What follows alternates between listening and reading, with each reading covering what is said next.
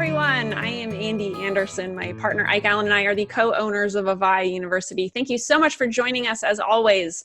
In this event, we are talking with really incredible fellow experts. We're talking with therapists, psychologists, doctors, and more. And they're here to provide you with tools and strategies to help you experience greater happiness, greater peace, and joy in your life. I am so excited about our guests today. You may recognize these fabulous ladies. They have been teachers in Avaya University's Healing from Childhood Trauma event, as well as our Breaking Free from Abandonment and Betrayal event. So please welcome the fabulous Sue Marriott and Kelley. Hi there.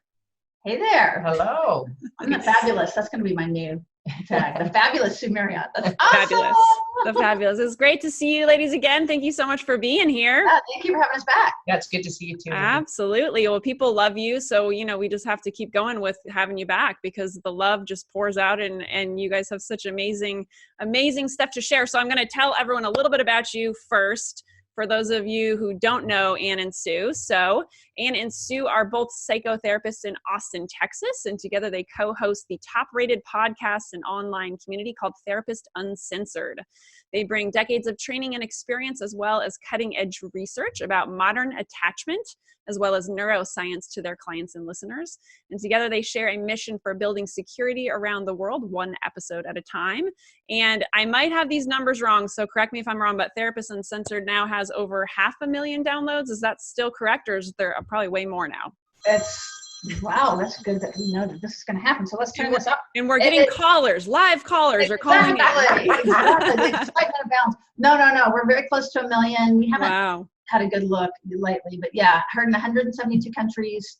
So people are really interested in this material, and we're so excited for that because it shouldn't just die in the therapist's office, Yeah, well, that's awesome. Well, sweet. So everyone, first off, if you have not checked out Therapist Uncensored, I highly, highly recommend it, and there'll be links below to all of that. But let's dive into this topic as it relates to anxiety and depression. So in your work, you teach people about how these things called attachment insecurities show up in our lives as adults. So how do these attachment insecurities apply to people watching and listening right now who might be struggling with depression and or anxiety? Well, attachment insecurities come from a baseline throughout our lives about our perspective of ourselves. And it influences how we see ourselves and how we value ourselves, how we see the world, and whether we see the world as reliable. And it also deeply impacts how we're able to control and regulate our emotions. And so all of those really contribute, as you listen to that, to the underlying elements of depression and anxiety. Got it. Excellent. Yeah, and so self-criticism is a great example. Attachment insecurity impacts whether we see ourselves in the world as capable, confident, we have self-efficacy, and whether we believe in ourselves. And especially insecure attachment related to anxious attachment, we tend to not see ourselves as capable and having efficacy in the world, and we really need to rely on other people. So with that, our body neurologically tends to stay in a very hyper state and an anxious state neurologically in order to base our security in ourselves on the world. So you can see that even in our body, we remain quite anxious and relying on other people, which leads to an underlying sense of anxiety often. Got it. So in your experience, obviously you're dealing with all sorts of different, mental health conditions. There's so many different things out there. So in your experience, is every mental health issue that we struggle from, related to attachment? It's just, we have a big rubber stamp and we say, no matter what anybody comes in, we say insecure attachment. Insecure attachment. No, actually, and this is one of the things we love to share is that, first of all, that attachment is highly is misunderstood in the community primarily. And it's also really lumped together with a whole lot of other concepts. So one of the things that Ann and I do is we do try to pull those apart. So the short answer is no, not everything is related to insecure attachment, for sure. But as Ann was saying, when we put the lens on of looking at depression and anxiety through the lens of attachment, it's actually a helpful way, I think, to begin to not take it personally, to de-shame it, to begin to look at the biology behind it, so that, again, that's part of the non-shaming. But even it's almost like our early attachment systems, they set us up for these unconscious coping strategies. So as Anne was saying, like, if one of your coping strategies that you learned, but you didn't know you learned it because we're not thinking about it, it just is to be vigilant and to notice what other people are thinking. And, you know, that's going to look like, after you've had the conversation with somebody, you leave and you're like, oh my God, I said this thing. Should I have said that thing? Are they mad at me about that thing? You know what I mean? Or that you get preoccupied internally. Or even, you know, like, it's been this amount of time since they texted me back. It means this, like in other words, there's a lot of energy that is being resourced to manage external relationships. Right. And that energy, oftentimes people that are hearing you express those kind of doubts and insecurities, etc., try to say, just quit thinking that way. Don't do that. Right. And what we've done, it's insecure attachment. Don't think that way anymore. Okay. Okay, so I think perfect.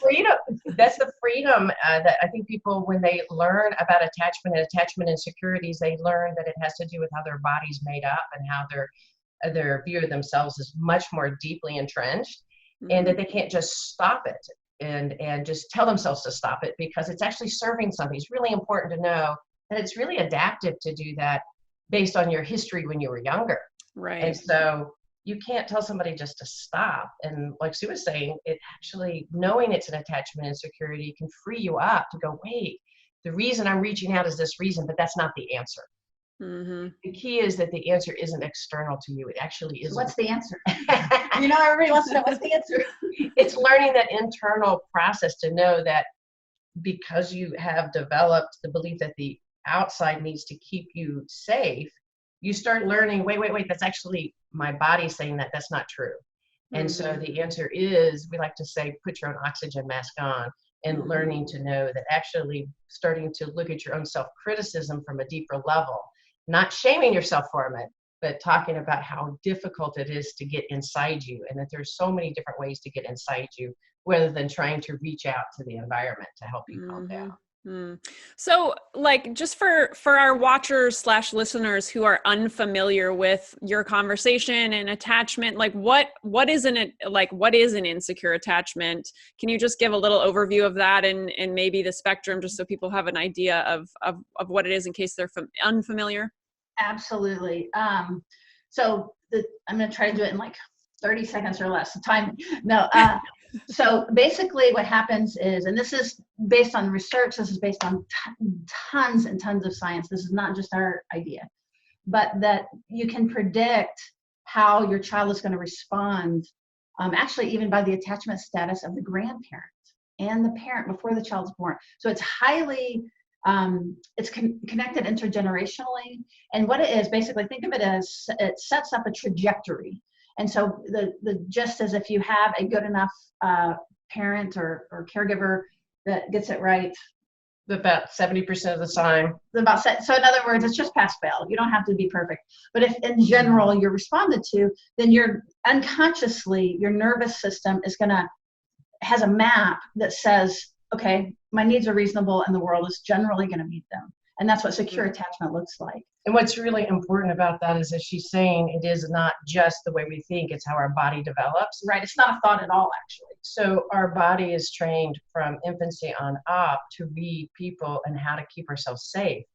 And through those early relationships, we learn to keep ourselves safe. And sometimes insecurity develops because to keep ourselves safe, we actually do need to look at the world. Our individuals that were taking care of us as children may not have been, for their reasons, unknown, be able to be reliable. So we learn strategies. I would say insecure attachment is a strategy for how to keep yourself safe. I really like you saying that. And if the environment itself, you needed to keep alert, let's say your parents there but not there, and you need to continue to watch the environment because we need them for survival reasons, then our body develops, even our autonomic nervous system develops to be tuned, even in our inner ear, etc., to watch our environment and be aware. Or if our environment... Yeah, it's designed to keep your caregiver available to you. So sometimes in that example, with the high regulation, with the upregulation, it's when a caregiver, that if you reach out and if you're hurt, or if you need something, or if you, that sort of thing, they'll respond very well to that. Versus if you're okay, they might ignore you. So then it begins to bias information one direction versus you were going to say. Right. Bias information one direction about how you feel about yourself and how worthy you are. That's really important. Because if you have to stay alert and rely on other people, it means that they are very, very confident for you. That's say about the other side. That's the source. So yeah, and then the other side is, it is also an insecure way, and this one's really important related to depression and anxiety as well, that you may have learned that your environment is not consistently there. And if you look up and you're trying to rely on an environment that's not consistently there, that's not adaptive. So you quit looking up and you really develop a system inside yourself to rely on yourself. And actually, that can create insecurity in that you don't know you're insecure. That's true. I love to say that because you think you're fine. But you fear intimacy, you fear closeness, and that creates a difficulty reaching out to people when you're feeling depressed or feeling anxious. You don't even maybe recognize depression or anxiety in you. You can tend to project it into other people because you don't necesserly feel your own. Got it. So that's a lot. Yeah, I was like, you were going to say something, Sue. Okay. Well, I think the gist of it generally is that, and going back to your original question, which was, is attachment everything? And the answer is absolutely not, it isn't. But it is related to a few diagnoses. And so depending on where you are on the spectrum, since this workshop is about anxiety and depression, then that's going to put you over, generally, if it is an attachment related orientation, it's going to put you in more of the preoccupied side of things typically. Got it. Anyway, I'll let you ask. Yeah, no, that's good. I appreciate that. So for everyone watching right now, if you weren't like familiar with this whole topic of attachment, that's how it, is tying into this. So I know also in your work, you talk about specifically like adult attachment and that it's different than the more original or popular infant attachment. So I guess I'd love it if you just briefly touch on that, if you could, and also then tie in like what are some of the keys to the adult attachment world that could help people understand their depression, for example? Bingo. That's like 5 questions in one. That's 5 questions. Great question. So when we think of infant attachment, we think of what we were just speaking about, sort of the original connections to our caregivers. But as we grow through life, we have lots of different relationships that impact us.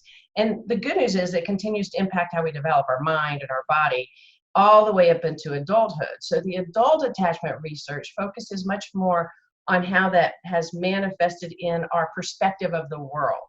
So adult attachment looks a lot about two primary variables, and that is how much do you appreciate and rely on attachment, or how much do you avoid it, right? And then the other one is so there's one avoidance and the other is on anxiety. How much anxiety do you have about will people be able to be there for you, and how much security do you have within you? So those are the 2 predominant factors that we look at in adult attachment research. Got it. Right, and there's a really easy visual, and we'll send it to you as a PDF. People can just download it right away. Okay. I thought about holding it up and stuff like that, but that gets awkward. And the reason it's important is because generally, if you think of like Anne's saying, that there's these 2 continuums and they cross over. And the way we try to make it more simple is it's also that you think about, do you value yourself high, low? Do you value other people high, low?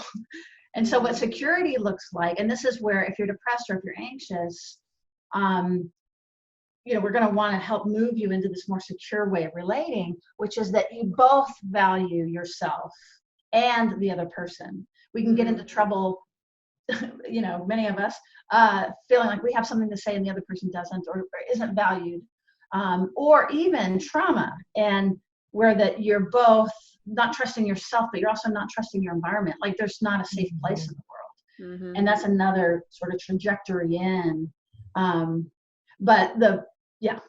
these impact relationships quite a bit. And depression and anxiety has a lot to do with how we relate to the world and how we relate to the people that we love are in our environment. Like a positive social support is a really big factor for being able to reduce depression and manage anxiety.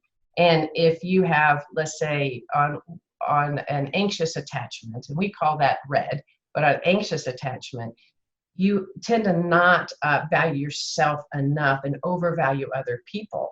And the trouble with that is that the good news is that you value other people. That is a really important element. But because you don't value yourself, you tend to reach for other people, sometimes in not very productive, constructive ways.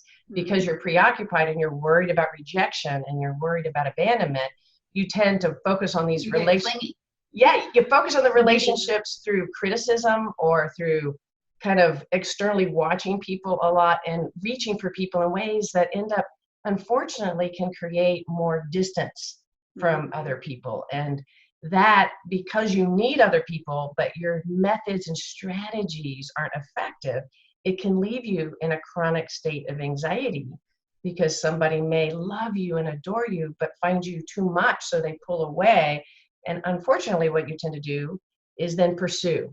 So one of the things about overcoming, your title of Overcoming Anxiety Depression, we really believe in looking at your attachment strategy as an adult to help you with it, because you then, it's not about your worth, and you learn that. It is about your methods and your behavior strategies. Mm-hmm. So you're looking for your worth from someone else, but in a strategy that's pushing people away.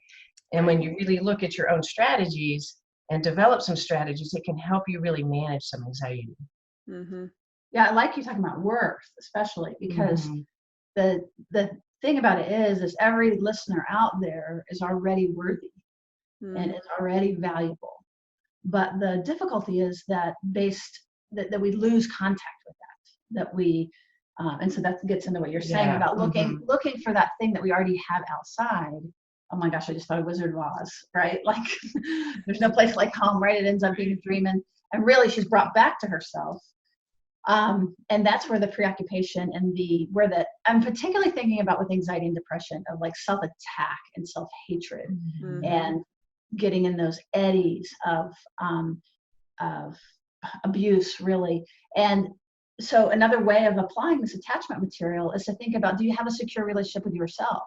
And what that would look like would be an integrated thing. You see yourself realistically, I'm not so great at that, or I really screwed up on that one. But you're not the worst of the worst. Yeah. This whole conversation around, I'm so glad you brought it into like relationships, because obviously, right, relationships are a huge part of who we are. And it reminds me of our conversation for our Breaking Free from Abandonment event, because I, as someone who is the more anxious type in the world of abandonment, and that was one of the big reasons we did that event. I always learn so much. It's that self-fulfilling. It's great free therapy, isn't it? Right, yeah. Oh yeah, like the self. That's how we do it too. Right. All of us talking about this obviously are familiar with it, and that living with that anxiety, and then sadly, I guess, right, like putting it into relationships where it's not very attractive to be, right? Like, it's not sexy. Yeah, it's not sexy. Clingy is not sexy. No. Yeah. But I have to say, neither is being super stoic and not needing anything. That's really, it doesn't draw people in. It's hard to bond. Right. Yes. There's a middle spot where that you're vulnerable and you're accessible. So probably for those of you listening, I don't know which, are you falling on the side of leaning on people too much and worrying too much about relationships? Are you falling on the side of isolation and loneliness? And what we tend to encourage is to really try to find that secure place, and starting with that secure contact with yourself. And I'm sure lots of people that are on the show for you are talking about how to get grounded and how to get kind of recentered. So all of those things will be important. But if we can't start, like, we want to start with that grounding here and have the forgiveness and have the compassion and all those things that we're talking about that we're chasing down from the person over there who's not calling us back or whatever it is. And you mentioned sexy or you mentioned attractive. It's like that. Then, like, one of the things about being upregulated or anxious, so let's talk about anxiety specifically, is that you get yourself up on the, I call it like up on the ceiling. And because they're like, and this, and that, and we speak in exclamation points, and you know what I mean? We're really trying to make our point and show them what they did wrong, right? Especially when we're in a state of distress. When we're dysregulated, right? And so some of the work, so some of the, like a quick fix or whatever, is that you take yourself more seriously. And it might look like somebody who's depressed isn't taking themselves seriously enough, or is anxious is not taking. But like if you really get quiet and pay attention and really know that it matters, that your nervous system is revved up, like that's the beginning of caring. You know what I mean? It's, and by getting yourself a little more grounded, then as you speak, well, one, you'll know what to ask for. It's not to get them to call you back. It's really not going to scratch the itch. It's something more about being knowing that you're valued, knowing that you're have worth. That's a really good point. Yeah. And I think adding to that is the idea of the hyperactivating needing boundaries, because we think of boundaries about boundarying out somebody else, but it's actually boundaries about self-care. Yeah, like don't text 50 times. Yes. Like, so setting your own certain limits. And to bring it into other relationships, one of the things that we tend to do when we hyperactivate is be very big caretakers of other people. Oh yeah. And some of our anxiety is our worry for others. It's not just worry about rejection. It's often worry for others, whether it's our kids or our partner. And so being fastidious and caring, but sometimes I can't settle until I know I can get you taken care of. Right. Can create. That's a problem. Yeah, it can create almost a perpetual sense that actually creates an intensity of hypervigilance rather than a decrease, because now I don't need to just watch people to not get rejected. I need to make sure everybody's okay and doesn't get hurt or rejected themselves. And it feels very loving. And you can also get a lot of rewards out there. She's so selfless. You often hear somebody hyperactivating is called selfless. So you get a lot of rewards for being so caring, but you're not necessarily taking care of yourself along the way. And that creates more anxiety for you, and unknowingly more anxiety for all these people we're trying to help. That's right. It's a defense, and that basically people pick up when you need them to be happy. And so then they're taking care of you and saying, oh, this is lovely. Oh, this tastes so good, and da, da, da, da. And now we're in this loop where we're not actually getting contact in the way that would feed us and help us get out of that anxiety and depression, help soothe our body, so that we're taking in the nutrients that we actually need. Yeah. Then now we could dive into a whole other tangent called codependency and go there, right? So many great things. So I'd love to touch a little bit more on depression, since I think we've mainly focused on anxiety. So what about like adult attachment as it relates to like what's important to know about it as it relates to specifically depression? Because I know a lot of people have both, and a lot of people watching have both, but some people are just coming with one or the other. So any thoughts there? Well, two factors that really impact depression are self-criticism and social support. And so depression, when you feel like you don't have enough social support, that in and of itself is enough to create, especially even in relationships that tend to continue to be volatile and not work out. It could lead to a sense of helplessness and self-criticism, which can really lead to a downward spiral. Yeah, that's exactly right. And tying back in your earlier question about what's attachment and what's depression type of thing, that you have your internal and unconscious internal working model all the way through, so you could be going along and doing just fine. But depression looks like just major depression is where then you hit something, and it's a neurochemical soup where then you go down, and that's different. Like a major depression where you're going along and then you go down and then you are able to come back up is one thing. That's one kind of depression. Can be sometimes primarily chemical. Right, but what we see a lot is more, the analytic term is the analytic term is analytic. Yeah. I just lost it. But anyway, there's a depression that it's more of like your personality. It's like Eeyore. And that's not, that's not an episode of depression. Anaclitic, that's the word. Thank you. Whew. But meaning it's just, it's almost like, it just becomes part of us. And one idea of that is that it is a failure to mourn. So that that's a very old analytic thought, but a failure to mourn meaning, again, it's you're not quite taking yourself seriously enough about that there is something to grieve. We don't go around making people go into their childhoods if they don't want to, but it's that kind of stuff. If you have depression that's sticking, and I do want to say something about the neurochemical soup if we have time, but if you have it that's sticking outside of that part of it, then you want to look for, there's an old adage of depression as anger turned inward. So, and if you think of it on the polyvagal, like on the neurological ladder, as Anne keeps mentioning, going up or going down, like it's upregulated or downregulated. So depression is going to be where we slow down, and it's more of the parasympathetic system. And a lot of times people don't realize that it literally changes how you see the world. When you're depressed, I mean, you can see it on someone's face right away. And what's happening is they are taking in the world, and it looks different when you're depressed. And then because you're not responding and you don't have as much movement in your face, then the world responds to you, in this more depressing way. Sort of a self-fulfilling prophecy in a way. That's right. Through neuroception, as your face becomes flat, people tend to respond to you in a way that feels and can be perceived as rejecting. Distancing. And distancing. So we only mention it to say that if you're depressed, it's not the time to evaluate your life. Like you're in a hole. And so if you do a 360-degree view, it's going to look really different than when you are not depressed. And then you can evaluate your life. And then the other thing is, if you're depressed, get someone that you trust that's close to you to help give you a bigger perspective, and let them do that for you.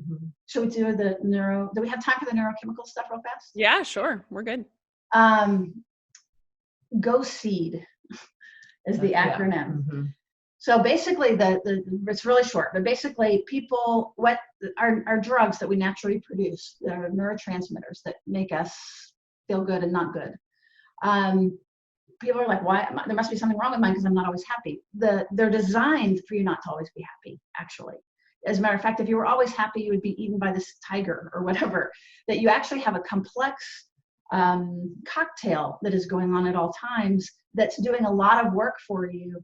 And it's not that its only job is to have pleasure. What happens is occasionally when everything comes together in a certain way, when you have a certain amount of gabapentin and a certain amount of serotonin, a certain amount of dopamine, right, that you'll get this, it's more of a moment or a short period of happiness. But each time that your neurotransmitters, we call it squirting, they squirt and then they droop. Because they can't just keep going. They're not supposed to. They're not designed that way. And so where it becomes interesting is where, like, for example, dopamine is the search and find, right? Motivation. Right. You want to talk about oxytocin? No, go ahead. You've got it in the scoop of it. Okay, I'm sorry. So the idea is that they kind of go against each other. So, for example, serotonin is one that if you can boost it by taking risks and like standing up and doing something scary socially. But then that threatens oxytocin. Oxytocin is that really good feel good chemical, but that's about bonding and about being within the group. You see what I'm saying? So they kind of go against each other a little bit by design. And same with dopamine. Dopamine is that fast, I want the new car. I'm going to get the new car. I'm going to get the new car. I get the new car. I love the new car. And then I don't love the new car. You know what I mean? It droops. Yep. So the cocktail that we're looking for is one that, and you talk about this a lot, Anne, about value. About so you want a mix of dopamine and oxytocin is the gist of it. That's one way of feeling right. It's your value. It's about looking for value rather than happiness. And sometimes when we feel and go through experiences of depression, or especially chronic depression, you feel like what we're shooting for is the opposite of that. And that is this experience of happiness. And then we overproject other people seeming to have it and we don't. And that disparity can be distressing. And I love what Sue says about the cocktail, when we realize what really brings our special cocktail that she's mentioning is more a sense of a value in itself and a value in the world, instead of a focus on the mood. I need to bring my mood up. I am depressed. We need to cheer someone up if they're depressed. That actually can put a lot of pressure on somebody whose body actually neurochemically is feeling really low. What really needs to happen is they need to feel valued, commitment towards them, or they need to engage. What's really can be for all of us really important that we feel valued. That cocktail that she's talking about is maintained more in equilibrium with the idea of value, that we're motivated for something we really love, but that really brings a sense of value. A car may bring us a little bit of a dopamine, but it doesn't necessarily add to an ongoing sense of who we are in our relationships. So I have a hack based on that. Okay. Yes. I have a hack for your listeners. That if you are struggling with particularly depression, but actually either, I'm going to say what to do first, and then I'll explain. But and it's related to what you're talking about. It's to go and do. It's basically altruism. So you literally. And this has to do with the neurochemical soup. This isn't just go be a good person.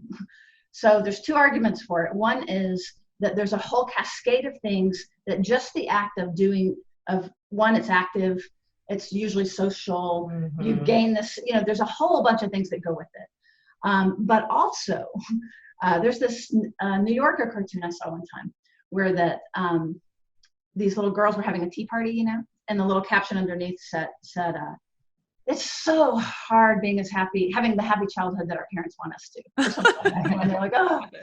And in that vein, and this is kind of what you were saying, but is that, oh my God, I keep losing my thought. That in that vein, that like we work so hard as parents to try to make our kids happy, and as therapists to try to make our clients happy. And the idea is, instead of trying to make them happy, teach them to be productive. And I really mean this, and it's related to the altruism thing, is like, I don't care if you're a miserable, depressed mess, right? If you can get up and go do something where that at the end of the day, you dug that ditch or you picked up that, whatever the thing is that you did. Again, it's just, okay, you're going to be miserable. We can't help it that you're miserable, but at least you're making the world a better place. And then the side effect of that is that you're more likely to get the neurochemical cocktail about value, and that you have a place in the world, and that you're worthy because you've just gone and knocked on doors for your political candidate or whatever it is that you've done. That's an awesome, amazing point. And what I've obviously heard of the connection right between the depression and getting out into the world, doing things, being there for others. But I've never really thought about like the goal might not be to the flip side of depression is happiness or joy, right? The goal could be is value. And then you're not like putting yourself up on the standard of, oh, let me watch all the people on social media who I think have this perfect life and I need to be like, must be like them. That's just what it made me think of. That's a beautiful way of thinking about it. So that lasts. Yeah, no, I love that. And I would love to keep talking more and more about all this stuff, but I do want to ask you about narcissism real quick, because I know that you did a recent podcast around that, and you actually have like a connection between depression and narcissism that I am really curious. What would that connection be? Well, we have a lot to say about that, but one of the things that we talked about anxiety and kind of hyperactivating, and Sue mentioned depression and deactivating, and relatedly, sometimes individuals who tend to, as a general sense, deactivate and become more of an avoidant. They don't avoid it, kind of a dismissing type of attachment. Don't turn to other people necessarily, because they don't necessarily see people as reliable, and so that can add to a lot of criticism of other individuals. But also, where we don't, when we're in that state, turn to other people for a resource. So when something can happen, maybe a loss, and we don't really have a social network, we're not used to doing social engagement, and we need it. It could really lead to an underlying depression that's not really recognized. Right. And to the narcissism question, and you were kind of getting to this, is that there's two kinds of narcissism. And one is the one that you notice and see all the time, the grandiose narcissism, where the sense of self is, they're the same thing, but the sense of self, again, it's relying on other external for validation. But the other kind of narcissism that's more hidden is what we call negative narcissism or depressed narcissism. And it's the flip of the coin. So it's that whole, I'm the worst piece of crud on the earth, which is still very special. Yeah. And so the good news is that no matter, like, that they're really, and notice too, it's very self-absorbed. Like one of the things as you were talking, when you were saying, yeah, get out for these other reasons, but it's also like, get out of yourself, you know? It's like, there is a world out there. We have this responsibility. And again, I hope that doesn't come across as shaming, but negative narcissism, you end up in this loop where that, again, think of it, it's self, I mean, I'm kind of even doing it right now as I'm talking, like you're focusing on yourself and how bad you are. And that's the exact opposite of being up here and then getting people to focus on how good you are. And so in every grandiose narcissist, there is a shame-faced, red-faced child that feels humiliated. And in a way, one way to get to people up here is to see that part. But the same thing is true for the negative narcissism, which is what I'm tying that into depression, is that you know, when you just feel like such a piece of crud, first of all, that is super self-involved. And, you know, and then also, usually inside the sort of shame-filled narcissist, there is the desire or the thought that you're supposed to be bigger and better. And, you know, and that's some of why you're so low. And so for both of them, the idea is, again, integration of like, you don't have to be up in the pedestal and you're not such a piece of crud. You're really just normally bad like all of us. And for me, I find comfort in that when I'm depressed and I just think, I feel so gross and all that stuff. It's like, I'm not any more gross than, you know, my neighbors on the left and right. I'm just happen to be feeling that in this moment. And it's a really important reminder. And I don't think you're being shamey. I understand the worry is that sometimes to get out of ourselves when we're feeling so bad, and in depression, one of the deepest aspects of depression is really a lot of self-loathing. It can be a nice reminder that being there and being self-loathing, it's a nice reminder to go, wait, if I imagine that an aspect of inverted narcissism, it helps relieve of us that. It's like, oh, I can't be that bad. Right. Yeah. There's a relief in that context to kind of come up. And it's you alluded to, it's really important to remember that if you're around somebody who tends to have the other type of narcissism, where they feel grandiose and maybe, especially in conflict, they always think they kind of know and they're right. It's really easy to be rejecting of that. And it's really important to remember, like Sue said, underneath that individual is somebody that actually is very insecure and typically highly, highly self-critical. And because getting in touch with those emotions has been too difficult for them and they've cut off, when they do tap into it, they really need somebody there and so don't believe that they don't need people, because they need people just as we all need people when we're over there just as much as anybody else. We just don't let ourselves feel it. But when somebody that tends to land grandiose gets in touch with their feelings, they literally need so much support. And they're there because they haven't believed that other people could be there for them. So being able to be there for them really is healing. So a couple of quick hacks, right? We talked about altruism. We talked about that, which is kind of like, I don't know how to say that, but it's probably not personal, you know, whatever it is. It's, you know, like check your narcissism and at least if you're below the baseline, at least put yourself even with baseline to evaluate yourself. Right. You're not unique. You're not special. We all have it, right? And I find that so relieving. It really is. It's kind of like the teenager with a little acne or something. You know what I mean? And that's a great example of negative narcissism. And if they can really just get that they're one of 50 people with some embarrassing something somewhere, then they're going to do better. So that's really the message. It's not to make fun of us. But the third quick hack is that if you find yourself, since we've been talking about both of these related to attachment, has to do with preoccupation. So if you find yourself, you just do a little scale, and you could think, okay, how much right now am I thinking about my cognitive pie? am I thinking about other people versus myself, right? Scale of 1 to 10, say it's a 7 or an 8. You know, I really need that person to call me back, whatever it is. Well, that's not going to help you. If you want to get better with your depression or your narcissism, then you need to do the work. You're not going to just feel better. And so part of the work is, okay, wait, I'm doing that thing where I'm overly orienting externally.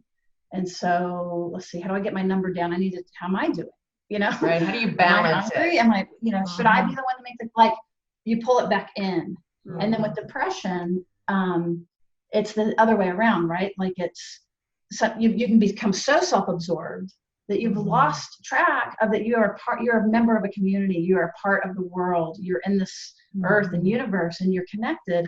And so increasing your like trying to move your scale to that connection and outside of yourself, from the psyche, from the intrapsyche to the interpersonal, you want to make that move. And so either way of those is you scale them, and then even just scaling them gives you metacognition where you can think about it. So do something good for somebody.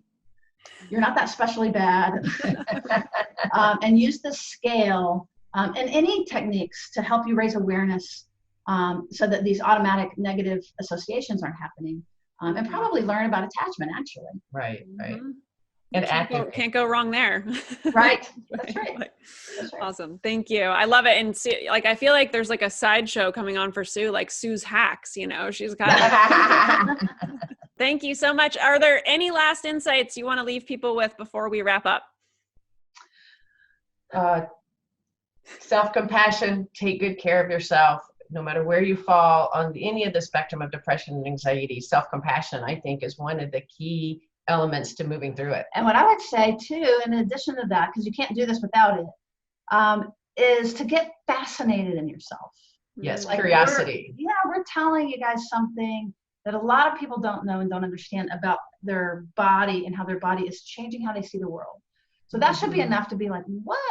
And what's cool about that is if you get engaged, and now you're already you know, it's better to be angry than depressed, for example, but it's better to be active and you're learning. Now you're engaging in a different way. So that's cool. So, and it's not just through us. You can find attachment stuff lots of places. That's not a self. It really is saying, yeah, if there's something wrong, then go for it. Learn about it. Become an expert on it.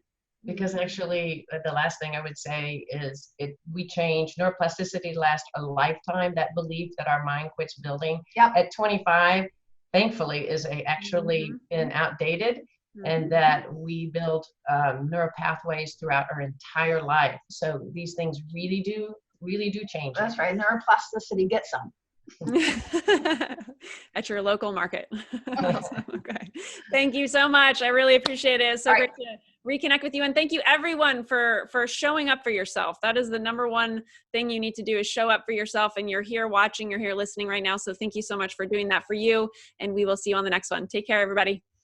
Hey everyone, I just wrapped up another great class with Sue Marriott and Kelley, and they talked with us about attachment insecurities and how those relate to anxiety and depression. I hope you loved this class and got a lot out of it. If you haven't checked out their work, I highly recommend it. They dive deep into this discussion of attachment insecurities, and everything related to it. And, you know, one of the biggest take-homes for me in this conversation was that attachment insecurities have a huge effect on your mental health, right? Whatever you're struggling with, maybe you have depression and or anxiety, or else you probably wouldn't be paying attention to this today.